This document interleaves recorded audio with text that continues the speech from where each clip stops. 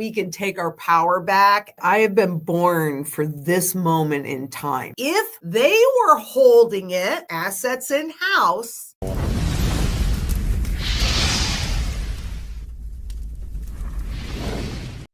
What's up, everyone? Tiger Stacker here. Today, I have a special treat for you. As you know, I woke up in 2021. I failed at savings, drank the government Kool-Aid, believed the government would take care of everything. I noticed changes in our culture and our economy, and I ignored them until I could not ignore them anymore. Then tried stocks again, failed. Tried crypto, failed, but a little less failure. Then I started to remember my Gramps, how he taught me about coins and about silver. Gramps was born approximately 1891. I was born in 1962. Started looking into silver and gold. I had no teacher. Did not know what I was doing. I was advised to go to my local pawn shop, which is the equivalent of your local coin shop, the best I've got in this area, and did not know what I was doing. I Googled and found a YouTube teacher. My first teacher. Her name is Lynnette Zang. Guess what? She offered to come to my channel for an interview. No joke. Lynnette Zang is an amazing powerhouse in our community. She learned about gold from her Uncle Al as a little girl, later became a banker, a stockbroker, market analyst, studied currencies of many countries. She was with ITM for over 20 years until they separated ways. I found her during 2021 as, once again, my first YouTube teacher. I watched her from sunup to sundown. My wife, who studied accounting and finance, was so happy I was learning from Lynnette, but not prepared to find out I was buying gold and silver until she accepted I was not buying but was converting. After Lynnette separated from ITM trading, she started to have her own channel, Zang Enterprises, where she is the founder and CEO of the same. For me, she made ITM trading. I jumped ship and followed my teacher, Lynnette. I don't have anything against ITM trading. It's just that you stick with the teacher that has done you so well. So without further ado, I want to introduce to you my guest. Someone please pinch me. This isn't real. I'm dreaming. Someone pinch me. Everyone, welcome a pillar in our community. My first teacher, Lynnette Zang. I'm very honored. I'm so honored. And I'm glad that I could be of service because that's really what it's all about. I agree with you, Lynnette. I am so tickled. I couldn't believe it when it's like, it's like making friends with your most favorite movie star. I was so tickled pink. So Well, I really want to thank you. Well, you're very welcome, and I'm really flattered. But you know what? We're all in this together, and I think being part of the community, that's why I'm here, because we have to come together in community and row in the same direction so that we can take our power back as the public instead of constantly just taking all of the losses while all the gains go elsewhere and the public takes the losses. I say, no, it's time for us to take our power back. So I'm honored to be here, and I'm honored that I was your very first teacher. And wow, I really am pleased to be here. Thank you for having me. I feel the exact same way. In fact, yesterday you had your live stream going on, and I shared with you something that I came across. I hope you got the email from Montague Norman, who was the lead banker back in the early 1900s. Yes. They have been doing this to us for probably centuries, but definitely decades. Well, I think you're closer to centuries. I mean, when they established this fiat money system, if you read those documents, similar to what you sent me, and it was phenomenal because it did prove your point that this was all part of the plan. And, you can read those documents. They're public records. It's not like I have access to anything that everybody else doesn't have access to. It's just that I have spent the time reading them. And they knew that if through inflation, people had to work more to sustain their standard of living, then they would have less time to watch what the central bankers and what the government was doing. And let me tell you, it was always part of the plan for inflation to be higher than the growth in income. But that's that nominal confusion where, hey, a $20 bill 30 years ago is the same as a $20 bill today, but it buys a whole lot less, doesn't it? Yep. Certainly That's your does. $20 gold coin. And I have one too. And it's wonderful. Little side note, I label everything so that I can see what they cost me, where I bought it, because when I'm gone, my wife, she won't know this. So I try to leave lots of clues for her so that she doesn't get taken advantage of. Also wrote her, That's a very good idea. And also make sure that she's connected. I mean, you now know a lot of people in the industry. You just need to make sure that she goes to the right people that won't take advantage of her. well, I try to. I try to introduce her to the community as much as possible. I've introduced them to her because she has her own channel, Dog World and You, where she Mm, trains dogs, all sorts of type, protection, alarm, pet, whatever. nice. But I got her to come on to the channel. I will tell you that she's one of the smartest women I've ever met in my entire life. She ranks up there with you. Thank you. Uh, I take that as a high compliment then. you're just beginning to scratch the surface about how much I admire the work that you've done in your entire lifetime. So I'm not blowing smoke. No, I have been born for this moment in time, and I have been groomed for this moment in time. And, you mentioned when you were born in what, 62? Yeah. And I was born in 54, and my grandfather was born in 1875. And I remember as a child thinking how amazing what the changes that he saw in his lifetime, because he saw electricity go into every house. He saw automobiles, he saw telephones, he saw all of that. And that was and he lived to be 99. And then I look at what I've seen in my lifetime, and the more technology kicks in, the faster and all of that evolution um, happens. And a lot of it is good. Not all of it is good though. And it's really enabled us to shift. Everything always comes full circle, right?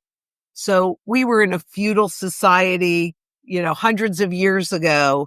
And unfortunately, that's what they're taking us back to as they transfer the wealth from the many, the public, to the few, those elites that have been chosen to succeed and have the wealth shift their way. But I don't think, I know we can change that by coming together in community and just having a very quiet revolution by converting your fiat money into sound money, gold and silver.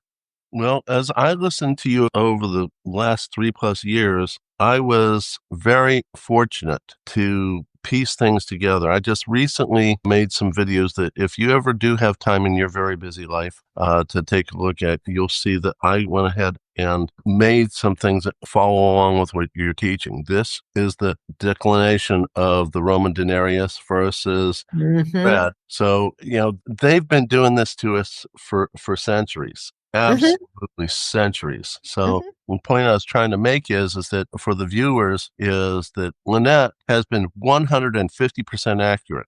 She's done her research. I've followed through over the last 3 years and started going into the things she said, go look it up, go look it up. Yeah. You guys, you like what I have to say? Go watch her. She's amazing. Thank you. Thank you.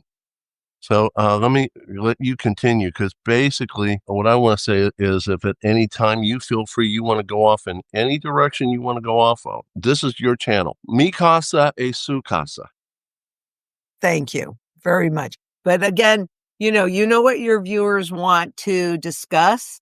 So you can ask me any question about anything. That's why I like doing these interviews. And also why I really love doing the live events like my Tuesdays at noon Mountain Standard Time.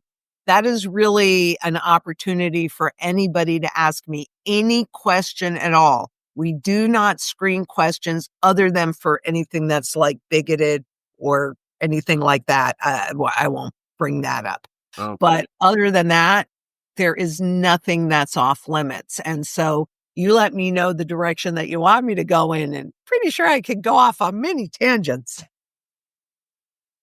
I'm sure when someone's intelligent, they can go in any direction. Sure.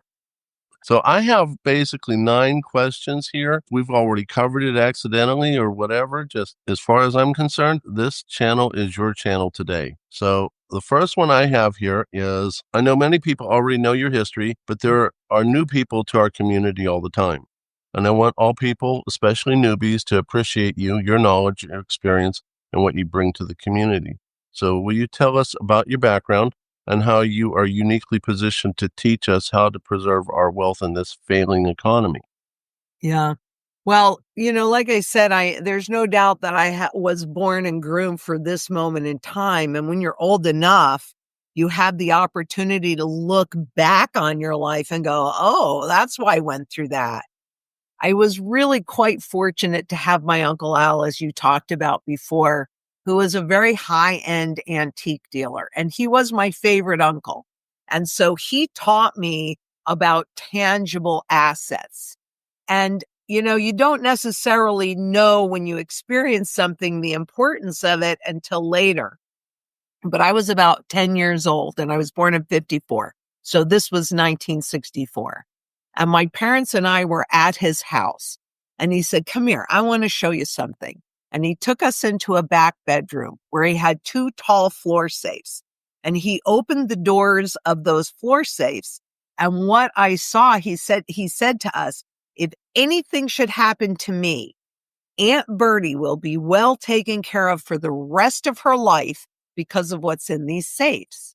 So I turned around and I looked, and what there were a whole bunch of these $20 gold coins that were stacked in there. You couldn't get one more coin in there. Now, did I understand the significance of that at 10 years old? No, I did not.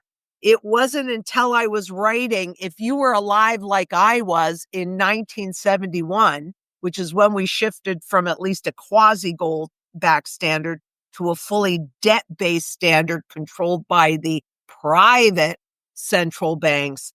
And I remember when I wrote those words, and then that memory came flooding into me.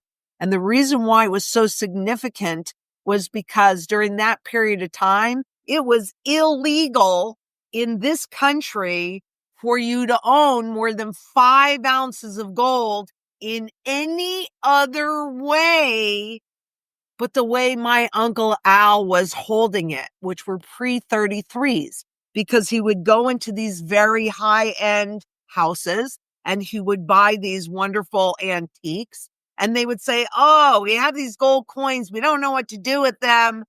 My bet would be that he probably paid, because gold was fixed at $35 an ounce, probably somewhere in that vicinity, maybe up to, I don't know what he paid for him, but not very much.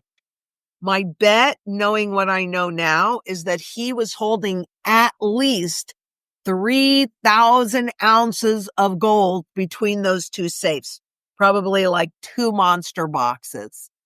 Now, the reason why, so that's part of the background. We'll kind of set it aside there. Now, my father, I grew up in Kingston, New York, which is actually where my good friend Gerald Celente still lives. Oh, I love him. I do too. I absolutely adore Gerald. And He he is so actually, passionate. He is so passionate. He just makes me laugh with how passionate he is. because He's he cares. fantastic.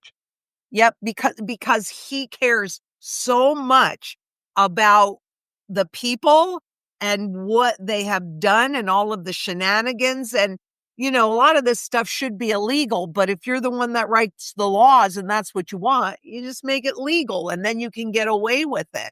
But yeah, so I grew up in a small town, Kingston, New York, and my father was a developer there. So he's kind of a little bit bigger fish in a small pond kind of thing.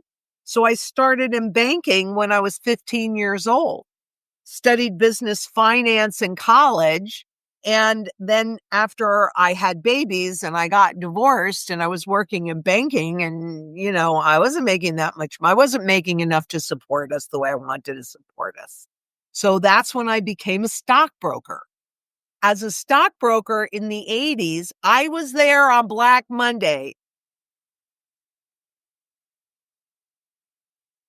I was about a year into it, and had just gone off salary on October 1st.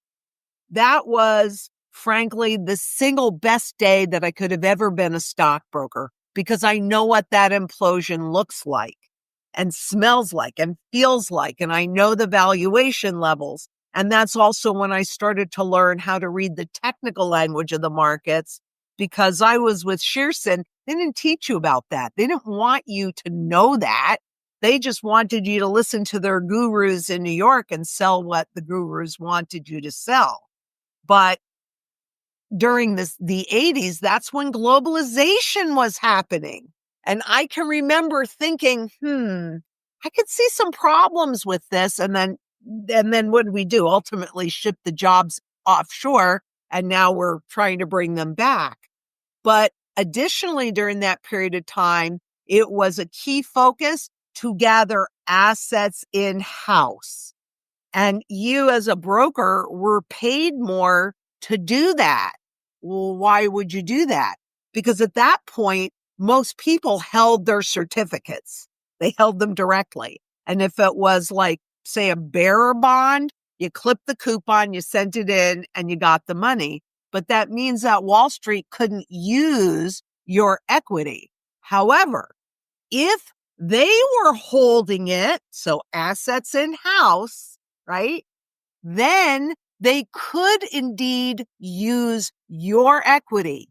You shifted from being a legal owner with legal rights to be a beneficial owner, which puts you at the very bottom of the totem pole. But all of these big banks and Wall Street banks are actually now the legal owner, and people don't even realize that, right? They do things so sneaky and so underhanded. But the other advantage was, because I saw all of this and I saw the plunge protection team being created after Black Monday in 87. But then aside from that, we were still newbies. So as a broker at Shearson, I could call the head of any trading desk and ask them questions and have these conversations, which I'm sure you can't anymore. But back in the 80s, you could. And so I happened to stumble across what's called non-dollar denominated bonds. And all those are bonds that are issued in different currencies. So you have to understand currencies if you're going to work in that arena. And I stumbled across, I don't know that I would do that now because I don't like McDonald's, but it was a 5-year McDonald bond. It was a New Zealand bond that had a 12.75% coupon, and it was AAA rated.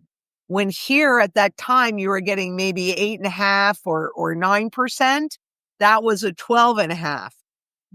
So I had to understand currencies in order to position into it. And I had some thoughts and ideas, but I actually learned about currencies from the head of currency trading at Shearson back in the 80s. And every day, every morning, that was my very first phone call. And we would discuss what's going on, and she would give me homework, and I'd go home at night and I'd study. And then in the morning, I'd call her and we would go over it. Had I not stumbled across non-dollar denominated bonds, I would not understand what is happening today like I do. So I think that was definitely, all of this training was 100% fate. This is where I was supposed to be.